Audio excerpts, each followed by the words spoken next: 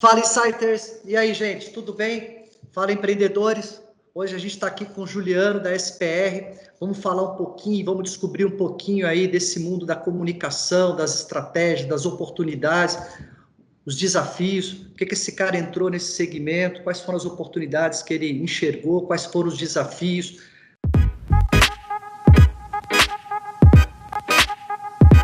Obrigado, viu, cara? Você está aqui com a gente.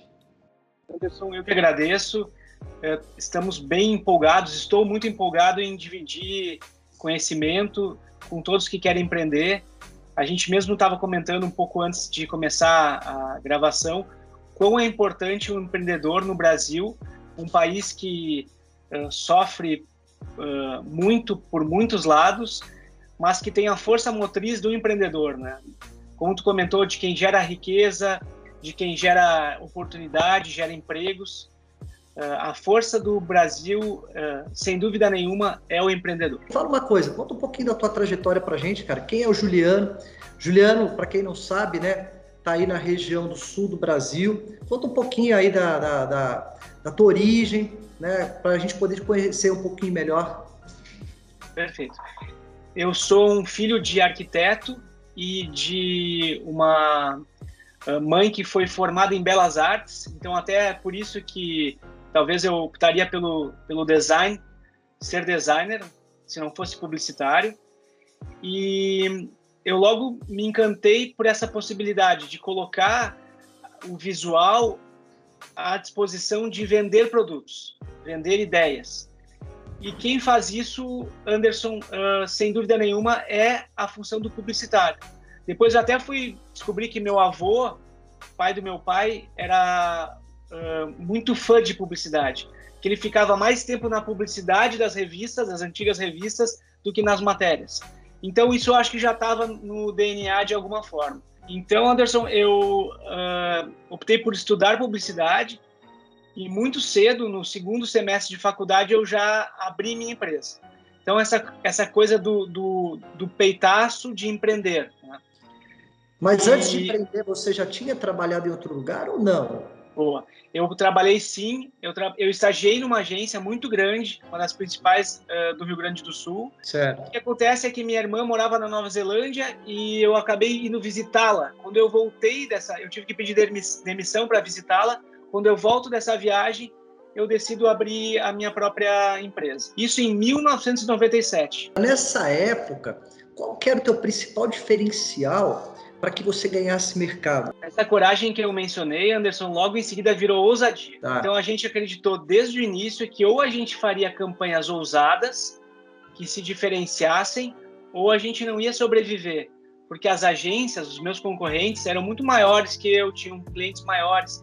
Então cada pequeno cliente que chegava na SPR, nós convencíamos ele que ele deveria agir diferente dos seus concorrentes.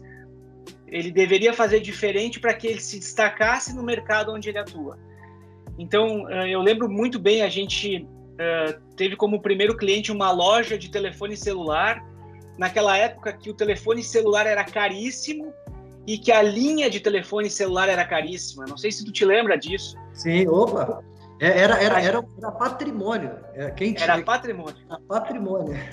Era declarado no imposto de renda, de tão patrimônio que era. Exatamente. Então, a gente realmente teve um cliente que era uma pequena rede de lojas, tinha 3 lojas, só que todos os outros concorrentes deles faziam tudo igual. Então, a gente ia para o rádio, fazer mídia de rádio, e a gente criava situações, criava spots de rádio que chamavam a atenção. Era o chefe mafioso falando com o subalterno, que é o subalterno dele na estrutura da máfia, reclamando que ele não conseguia falar com as pessoas. E isso chamava a atenção. Era o índio, que era o chefe da tribo, com alguma situação lá na tribo que ele reclamava que ele não estava conseguindo se comunicar. Enfim, são 2 exemplos bem simples, legal, mas que, ao invés de ser uma comunicação informativa, que é o que todo mundo faz, né? A tendência é, vou falar das ofertas, vou falar dos produtos e serviços. Era uma informação que ela chamava a atenção por ser ousada, por ser criativa, por ser diferente. E por isso eles vendiam muito. e quando o cliente cresce, a agência cresce com ele. Então, esse foi o racional. A gente fazia diferente. A gente era muito provocativo. E interessante, Anderson, para complementar isso, essa questão, esse ponto, ele não combina com todo mundo. Então, vai ter algum cliente que não vai combinar com essa ousadia. E a gente entendia, então, que esse cliente não era um cliente para SPR. A gente não tentava atender todos os clientes. A gente tentava atender e fazia de tudo para fazer um bom trabalho para quem tinha ousadia também no sangue, e daí dava um match, dava uma combinação muito boa. De quando você montou a operação até hoje, quais foram as principais mudanças que a gente teve na área de publicidade? E diante dessas principais mudanças, quais foram os seus desafios?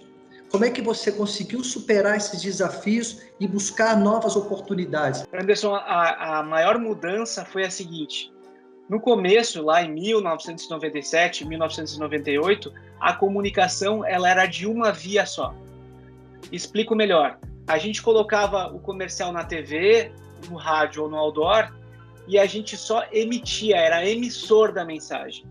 A gente não precisava se preocupar porque o receptor, o consumidor, ele não tinha como trazer feedback algum para a gente.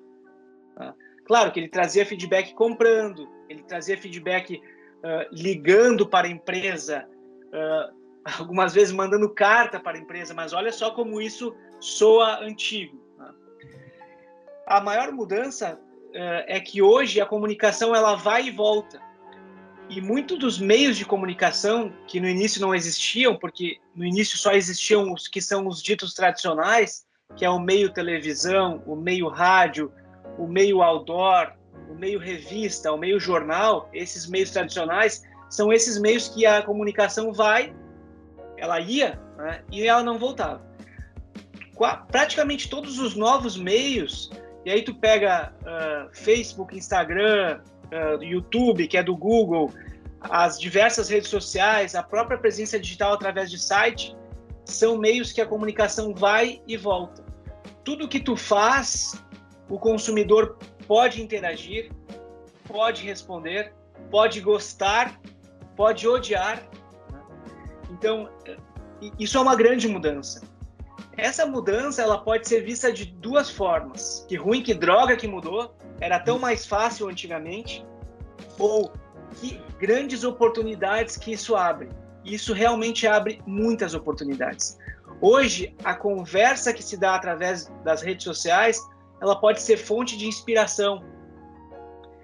A gente nas redes sociais pode criar uma linha de conteúdo e ela pode ser tão boa, tão performar tão bem, que ela pode virar produto. Então, é um exemplo que eu dou, a gente atende uma empresa que traz produtos para a linha de pets. Então, tem shampoos, tem condicionadores, tem perfumes, tem antipulgas, enfim, a marca se chama Ibasa. Tá? A gente criou, Anderson, há 3 anos atrás, uma linha de conteúdo que falava o seguinte: se cachorros falassem, eles pediriam para não soltar fogos de artifício.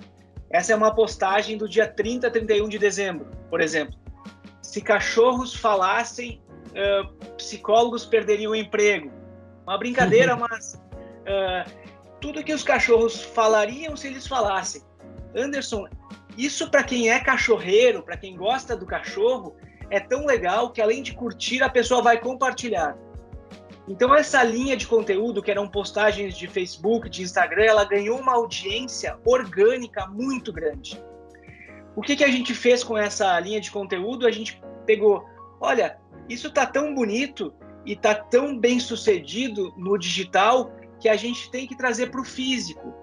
E a gente inventou canecas que tinham essas mensagens, camisetas, e num terceiro momento, então começou no digital, rede social, foi para produto, virou embalagem de uma linha de produtos, virou embalagem de shampoos, de condicionadores, de perfumes. Olha que mundo fascinante é esse. É algo que roda no digital, é testado, é aprovado, é validado e que depois tu pode trazer para um produto, para algo tangível. Cara, e no teu mercado, ele é um mercado também de consolidação, né? A gente tem visto aí bastante consolidação também no mercado das agências de publicidade, né? As fusões, as aquisições. Já bateram na tua porta? A gente já teve várias conversas, Anderson, com dos mais diferentes tipos de conversas. Empresas que queriam montar um setor criativo e que por isso queriam fazer uma fusão, uma aquisição. Outras agências que tinham um perfil diferente. Agências que vislumbram na gente um determinado skill que elas não têm. Então isso já aconteceu muitas vezes e eu sempre acho um bom sinal quando isso acontece, né? E, de verdade, é um mercado que ele se move com muita agilidade.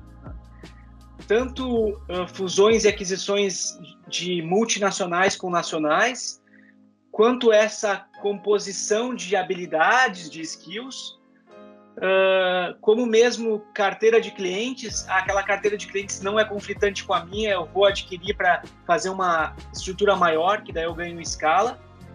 E muitas vezes porque os empreendedores cansam e eles ainda têm uma agência operante e eles decidem deixar de ter. Sem dúvida nenhuma, é um movimento que no nosso negócio é muito frequente. Quando você olha as agências menores, principalmente quem está começando, né? Imagina o Juliano, lá em 98, com todo o conhecimento que ele tem hoje. Se você tivesse que começar o seu negócio, e para as pessoas que estão começando o seu negócio na área de publicidade, quais são os pontos positivos e os pontos negativos e os cuidados que essas pessoas deveriam ter e devem ter para fazer o negócio dar certo? Anderson, um primeiro ponto que eu já havia comentado é: casa de ferreiro tem que ser casa de espeto de aço escovado. Então as agências, elas têm em casa um serviço que muitas vezes elas deixam de entregar para elas mesmas. Elas têm que ter, porque elas sabem fazer o melhor site, de novo, o melhor cartão de visitas, a melhor pasta, a melhor apresentação. Faz parte do dia a dia delas, só que elas acabam fazendo tudo para o cliente e deixam de fazer para elas mesmas. Né? Uhum. Nesse composto está a importância de se apresentar bem. As agências têm obrigação de se apresentar bem. Abre a cortina, tem que dar um show. Outra dica, além dessa, que parece básica, mas, Anderson, ela é muito importante. Muitas agências negligenciam o próprio serviço para elas mesmas. Outra dica muito importante é: aprenda a dizer não para os seus clientes. Por tudo isso que a gente falou, o cliente ele tem que ter alguém corajoso do lado. Tem que ter alguém que ajuda a questionar o negócio dele e expõe ele ao contraditório. Um fornecedor estratégico, como uma agência, que só diz sim, só diz amém, não vai ser percebido como um fornecedor estratégico, um parceiro de negócio de valor. Legal. Porque qualquer um diz amém a tudo que eu digo e isso é confortável, isso é a coisa mais fácil. O mais difícil e desafiador é dizer não, por que não, quem sabe vamos fazer diferente. E quando a gente se dá conta que aí tem valor, o outro lado percebe esse valor. E a relação começa a ficar mais sadia porque um respeita e admira o outro. Esses dois componentes, a agência de estratégia e criatividade e cliente, começam a ter um match muito mais poderoso. O que está faltando para o empreendedor enxergar a importância desse investimento? Porque da mesma forma que o cara investe em vários aspectos, né, do negócio, mas ele não investe corretamente, muitas vezes. Quando a gente fala corretamente, é ter um profissional qualificado, que conhece, que entende. Não é simplesmente ir lá numa gráfica, mandar fazer qualquer coisa e mandar divulgar qualquer coisa, né? Ou seja, é ter alguém que entende o perfil de público-alvo, que entende a mensagem, que entende a estratégia, que entende os melhores veículos para estar ali comunicando a solução que o cara criou.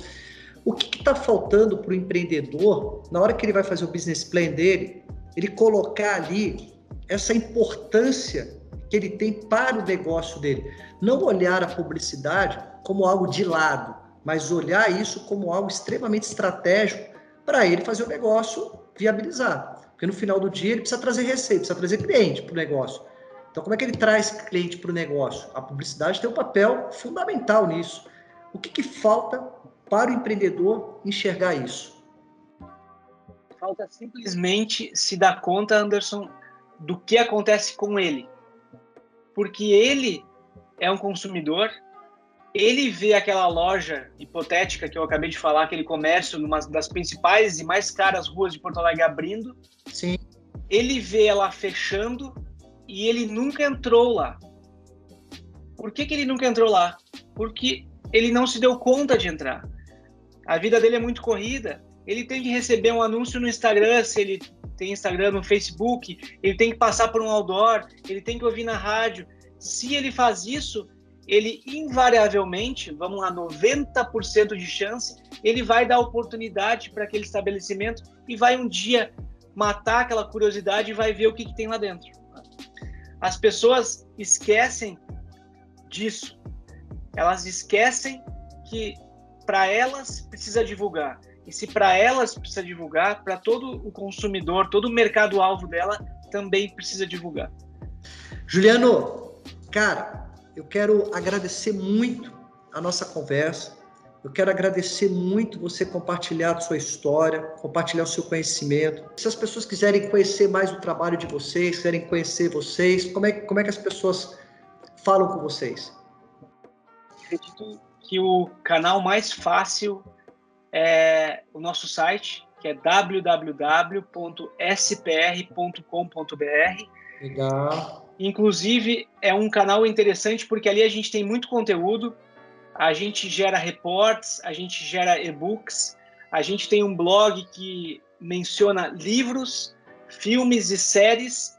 Legal. Que ajudam os empreendedores a descomoditizar os seus negócios ou descomoditizar a si mesmos. Legal.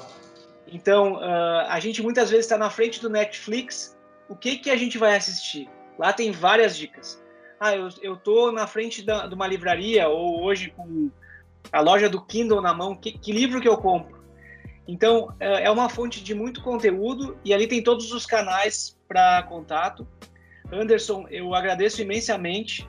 Esse é um tema que me fascina. A gente poderia ficar falando dias sobre o tema. É muito bom mesmo. E de verdade, ter um investimento para comunicar dentro do orçamento é uma estratégia muito vencedora. Nunca vai ser gasto, sempre vai ser investimento. Sempre vai fazer com que mais pessoas conheçam vocês, mais pessoas conheçam os novos produtos ou serviços que vocês estão lançando, e isso vai fazer toda a diferença para o futuro do negócio de vocês. Cara, mais uma vez, obrigado. Quando você vier para cá, para os cantos de cá, dá um toque. Vou levar você para comer uma coisa que você não está acostumado a comer. Vou te levar numa boa churrascaria.